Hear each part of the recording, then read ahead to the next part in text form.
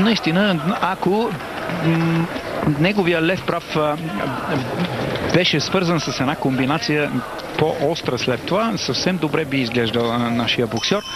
Амаро има обаче известна вялост в неговия десен прав. След това гледа, че за него е важно да изпълни комбинацията, сякаш е срещу чувал, съвсем автоматично, отколкото да се насочи към брадата, към главата на съперника, така че този удар да бъде плътен и респектиращ.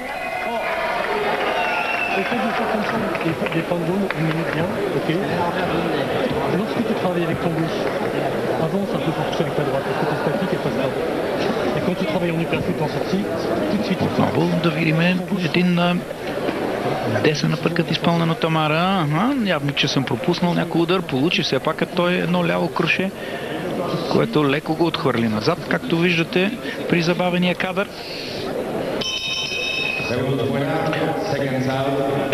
И най-големите боксьори не могат да слезат от ринга без да са докоснати.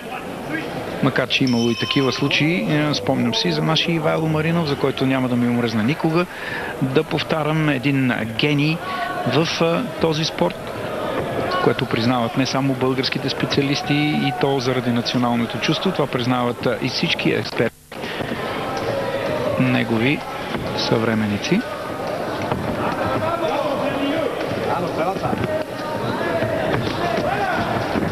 Колко добре работи с преднастоящата ръка. Това му е достатъчно всъщност на Амаро, че далеч по-добре сега, когато той обърка съперника си с преднастоящата ръка, когато го извади от равновесие, тогава може да си позволи и десния прав. Много добре направи тази. Не знам дали е инстинктивно това или подготвено, но сега е една чудесна атака на Амара, който видимо е боксер, от който мисли на ринга.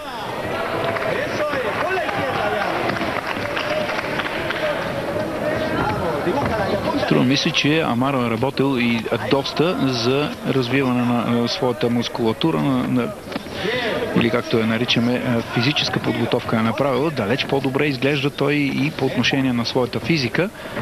Не може да бъде и друго яче. Той се е посветил на бокса изцяло, докато в началото на своето пребиваване в Испания мислеше и за това как може да припечели освен от бокса. Сега вече изцяло се отдал на него. Аз съм сигурен, че за това е допринесъл и треньорът му Борислав Бояджиев, който му е внушил, че има шанс за него да оправи живота с бокса.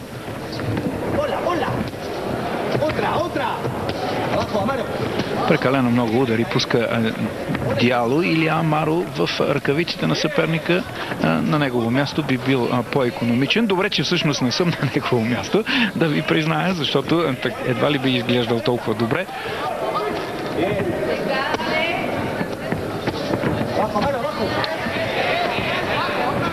Съвсем е наясно вече Габи Лекросние, че той е дошъл до Билбао, за да загуби поредния си матч. По друг начин не мога да си обясня тази негова пасивност. Това, което за сега все още не мога да установя, дали нашия боксер Амаро има намерение да спечели този матч с нокаут или отказване, или е решил да играе целите 6 рунда, защото не виждам у него някаква особена амбиция да пласира тежък удар. То не е много лесно, да ви призная, защото виждате колко се е прикрил Габриел Лекросние и изцяло херметически се е затворил зад своите ръкавици и лакти.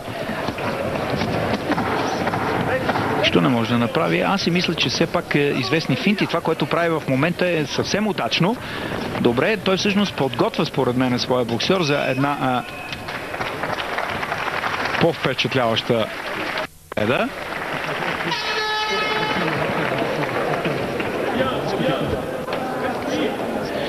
Изцяло доминира нашия боксер това, което се случва на ринга в Билбао.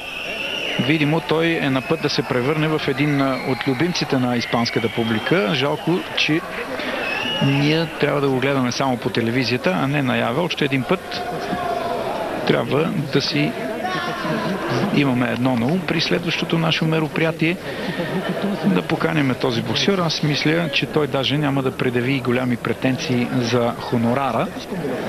Дано да е така. все пак ще се боксира пред своя публика.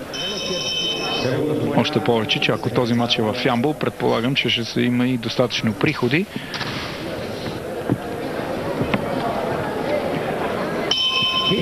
Стига матча, разбира се, да не се организира в зала Диана, която иначе е много уютна, малка, прилична, но събира твърде малко публика.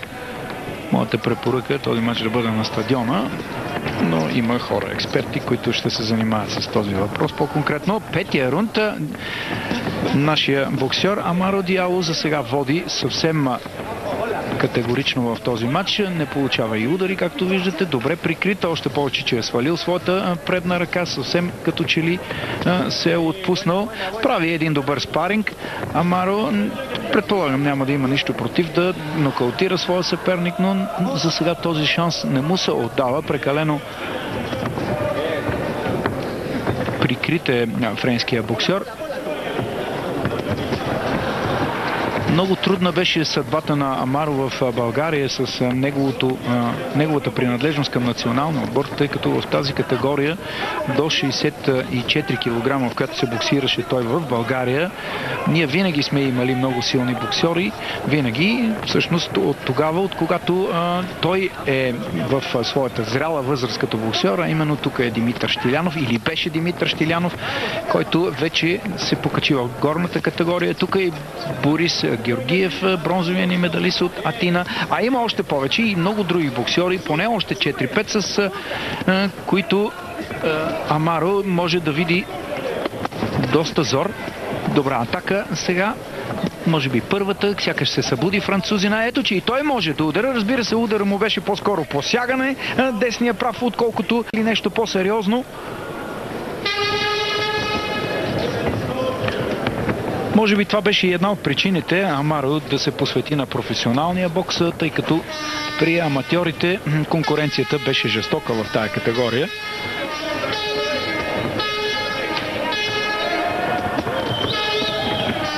Продължава обаче Амаро, видимо се отнася съвсем професионално към своите задължения като боксер. Виждаме го в петия рунд да продължава да е на пръсти, да се придвижва леко с краката, сякаш като перце. Типични котешки движения, на които нашите треньори добре обучават своите състезатели.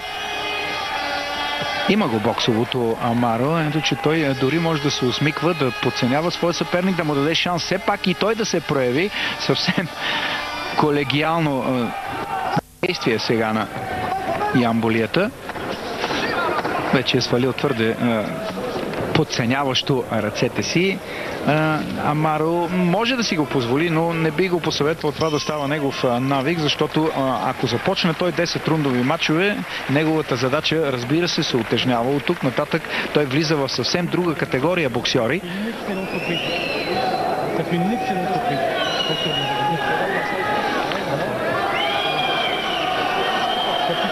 Аз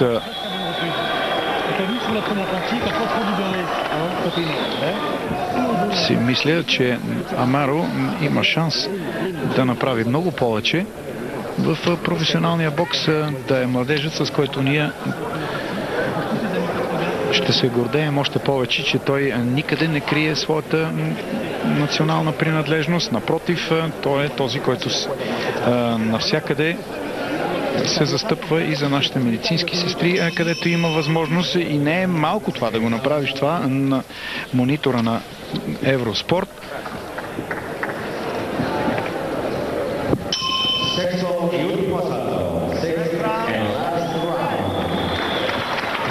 Ле Кръсне, според мен, той ще си остане в тази категория, в тази лига боксьора, 6 рундовите.